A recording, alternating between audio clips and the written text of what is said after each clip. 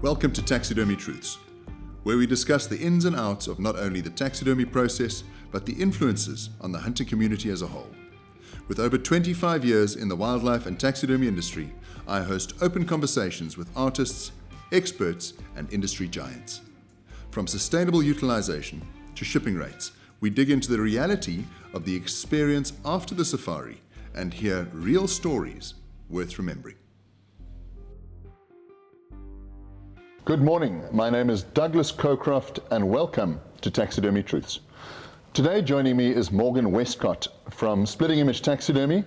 Morgan heads up the international exports and permitting for the company and has some very valuable insight and experience around permitting of hunting consignments that travel offshore to final destination.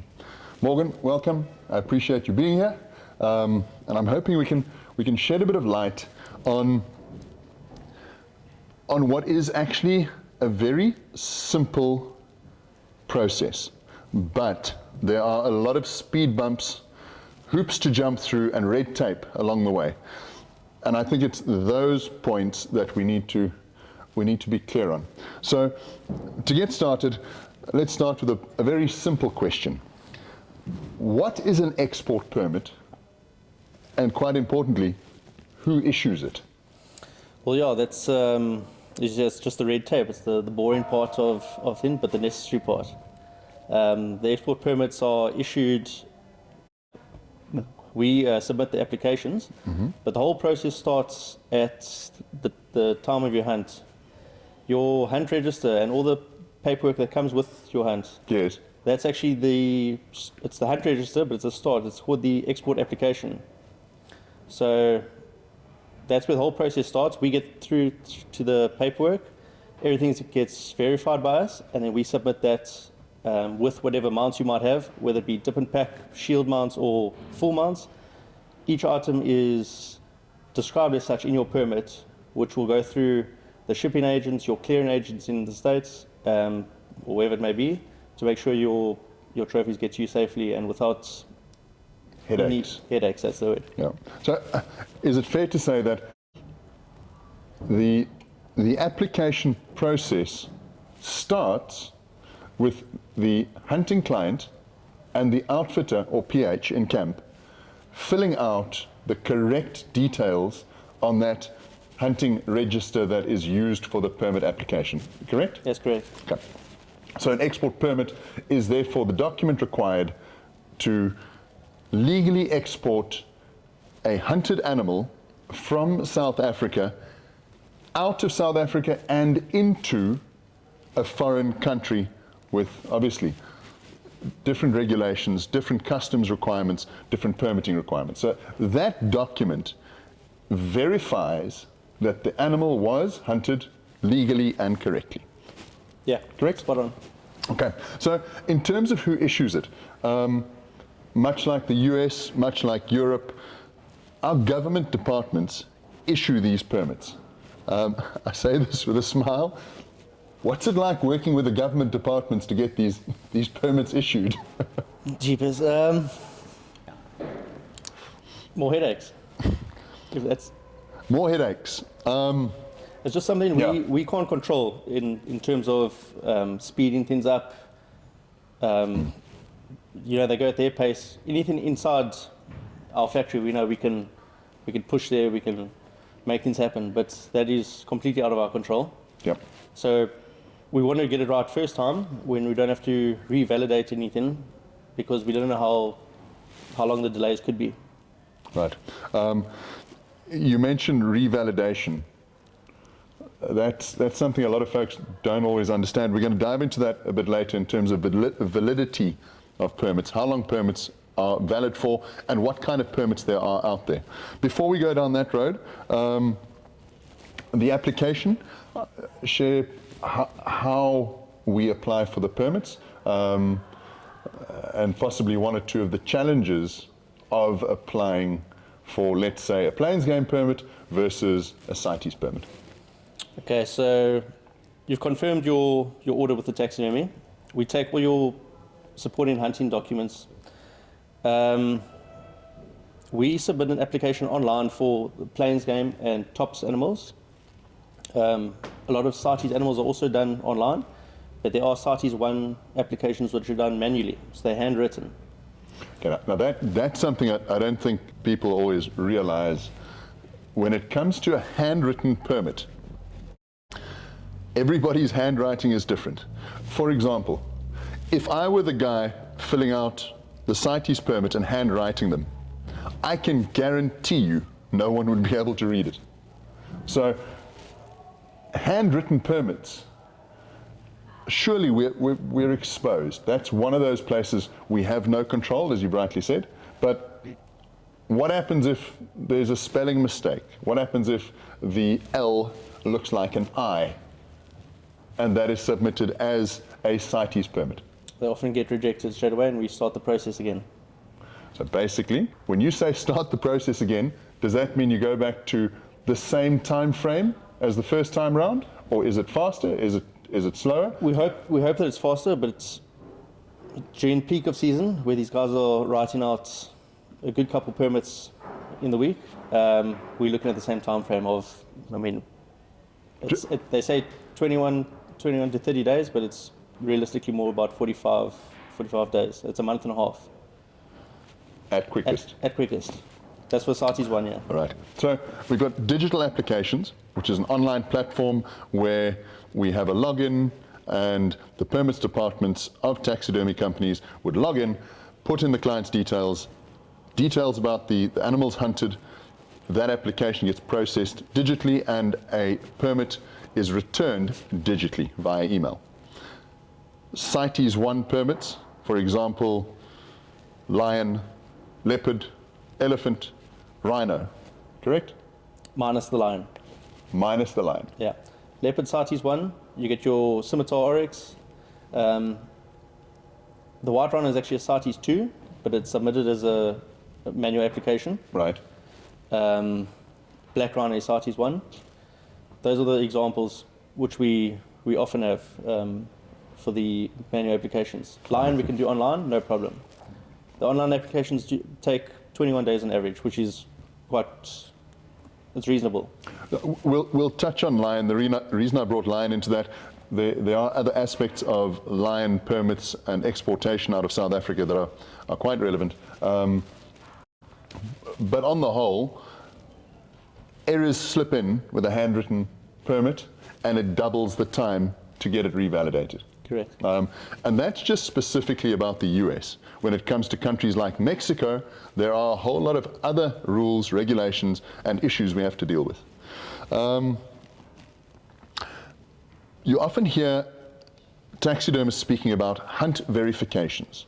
So surely by being on the hunt, that is good enough. And in the old days, I remember when I started in the hunting industry, there was no such thing as having to verify that a hunter had hunted. The animals are there, the hunting permits are in place, the hunting register from the outfit is in place. Why and what is hunt verification? So we're down in the Eastern Cape, and we won't need to verify hunts within the province because the export permits are issued within the Eastern Cape. But for them to issue permits where the hunt took place in Northwest, Limpopo, KZN, for example,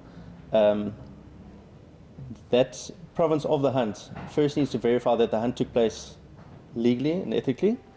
They issue a hunt verification, so they sort of pre-doc the documents, and then they give it across to us to present to Eastern Cape to say everything is above board, you may go ahead with the export application. So it's a permit before a permit. It's a permit before a permit, and we're effectively, provinces are effectively verifying between one another that the hunt did legally take place. Correct, yes. Because, let's say hypothetically, Northwest doesn't want to issue a permit for a hunt that didn't take place legally because the onus is on them to issue the permit for international export. Yes. Very interesting. But necessary. Yeah, it's necessary. I think it's a good thing. Regulation in the hunting industry is strong at the moment, and I think that's what gives the hunting industry in South Africa a good name. is that there are rules, there are regulations. It's not a free-for-all.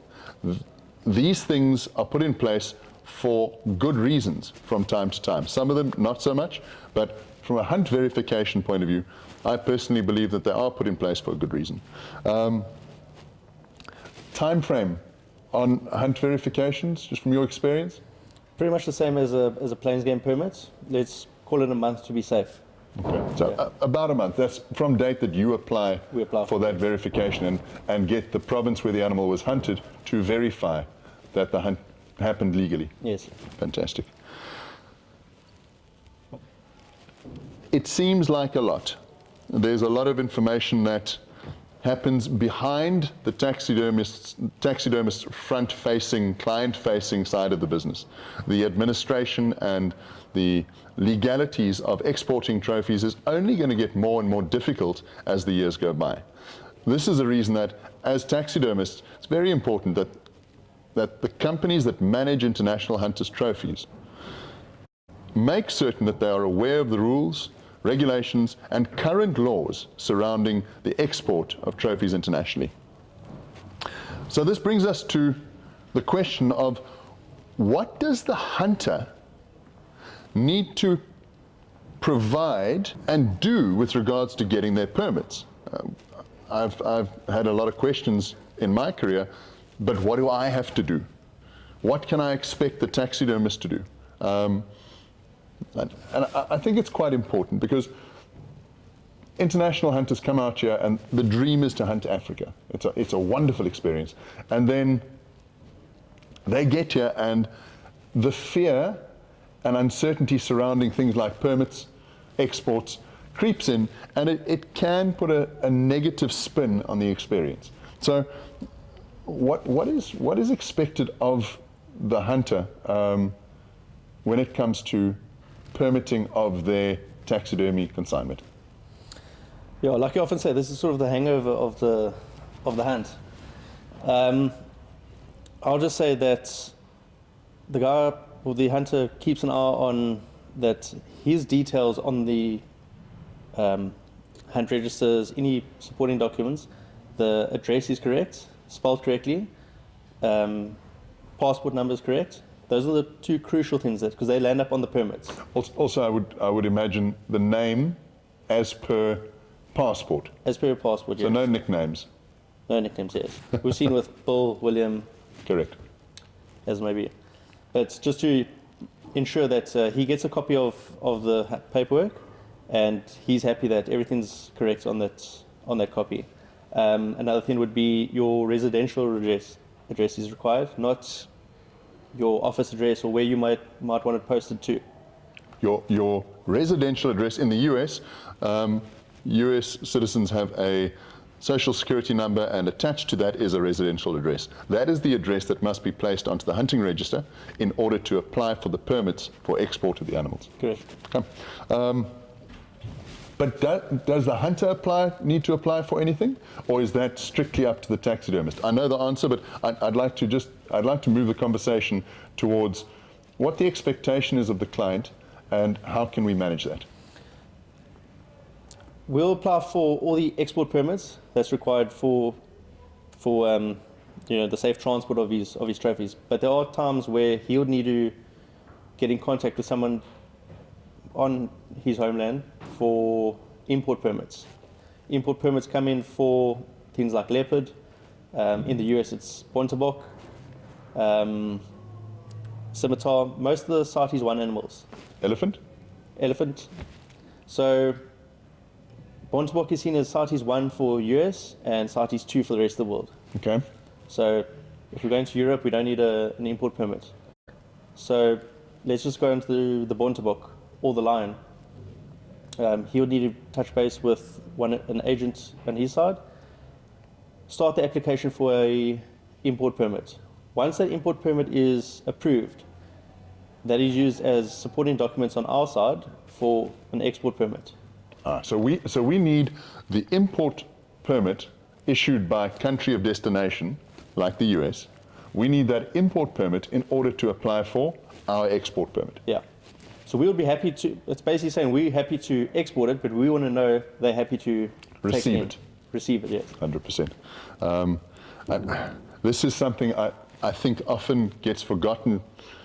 It's not discussed with the clients when they're out in the field on that leopard hunt, that the taxidermist will apply for the export permit out of country where the taxidermy is being done, but the client is responsible for applying for the import permit for that animal to take it into the United States. Correct? Correct. One of the companies that does offer a tremendous service, a company called Conservation Force, Mr. John Jackson, assists hunters throughout the United States in applying for the required import permits for animals like we've just discussed.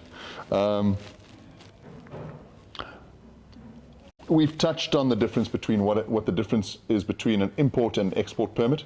One is a permit for the outflow of an animal. One is the permit for the inflow of the animal. So import permit into the United States, export permit out of South Africa.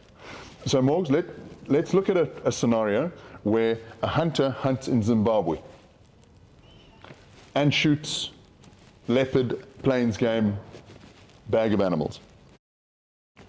They want a company in South Africa to do the taxidermy. Those trophies would then be imported into South Africa, correct?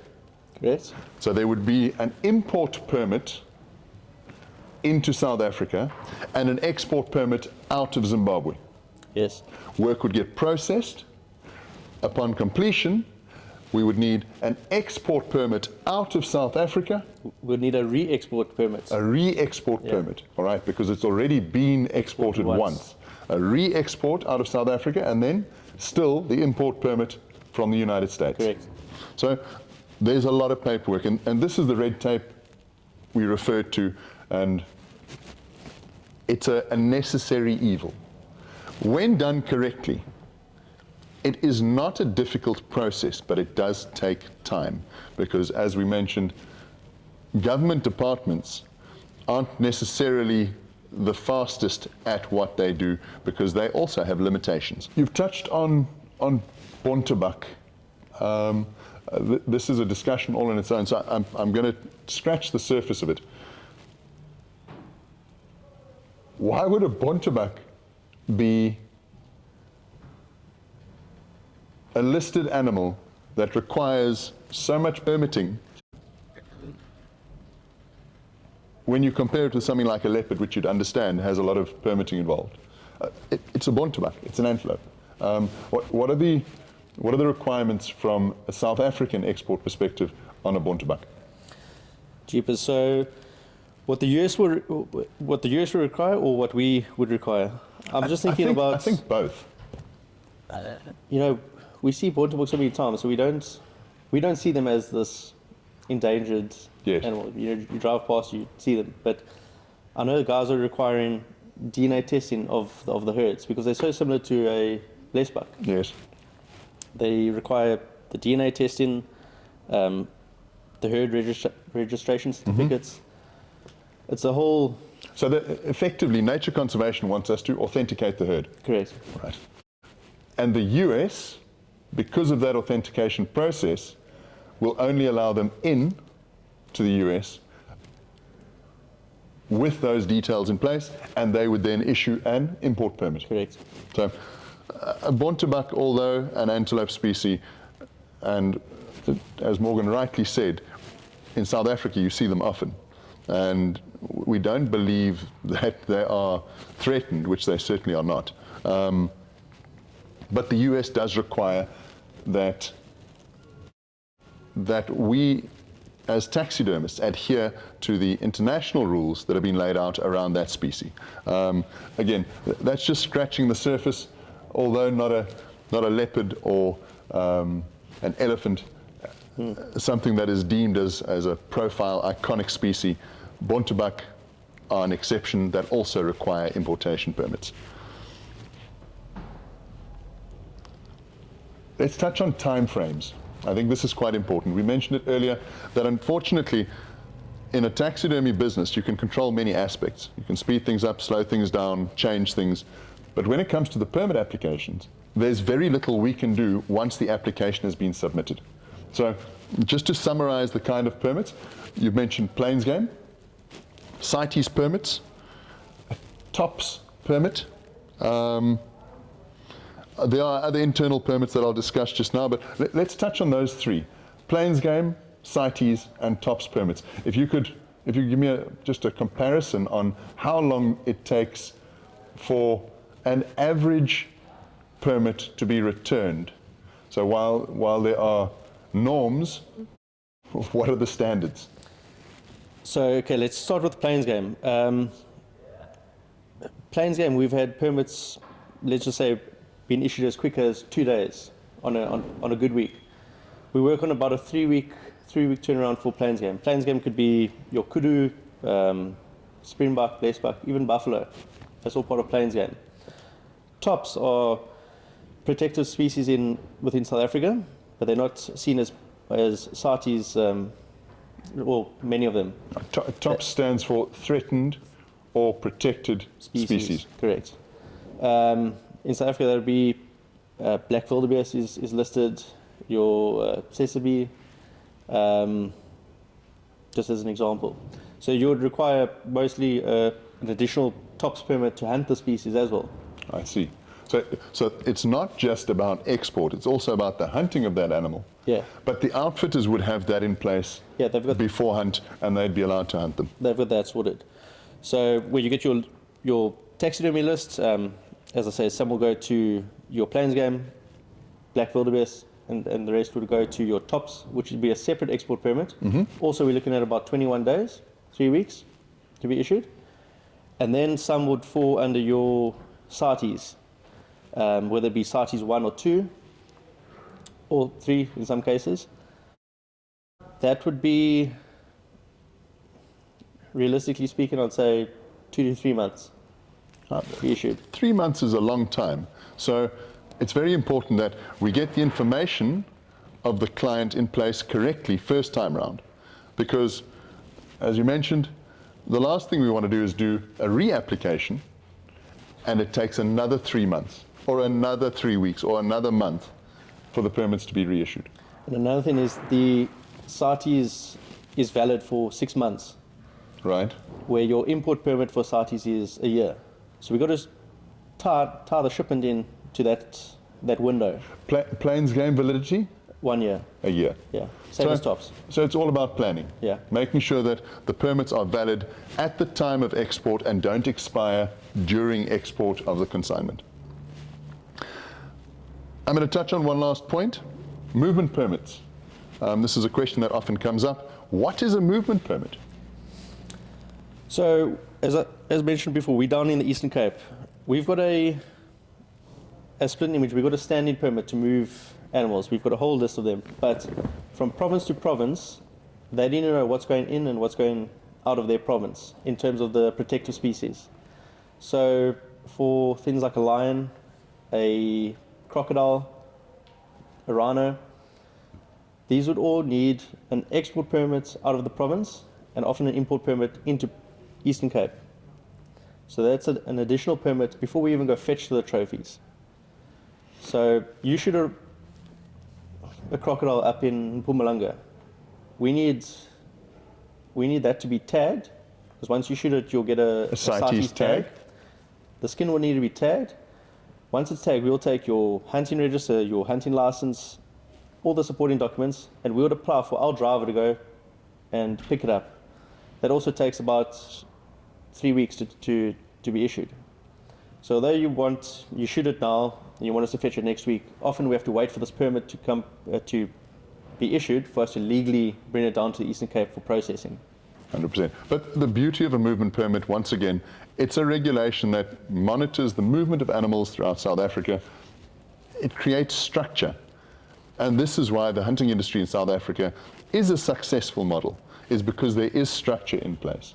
So while it seems like there's a lot of red tape and constant admin and paperwork surrounding these trophies, at the end of the day, without this, we wouldn't have the successful industry that South Africa has today. It also means that we are retaining value in the animals because hunters, they're able to hunt an animal and take that memory back and know that what they are doing is done legally and it's done in a managed fashion. It's not just random shooting. It's a managed conservation tool that offers value back to the animal and makes sure that it is a sustainable ongoing model. Permits are not as scary as one would think. When the taxidermist has their paperwork in order and the outfitters and professional hunters ensure that the documentation required for the applications is submitted with the trophies when it's collected, quite often this process is seen as relatively simple. But again, the devil's in the details. Morgan, thanks for joining us. I hope this has been helpful. It is a subject that unfortunately has a lot of negative publicity around it, purely because it's mainly misunderstood. Thanks for watching, and as always, enjoy the hunting. It's a privilege to be involved in this incredible industry. Thanks for joining us on Taxidermy Truths.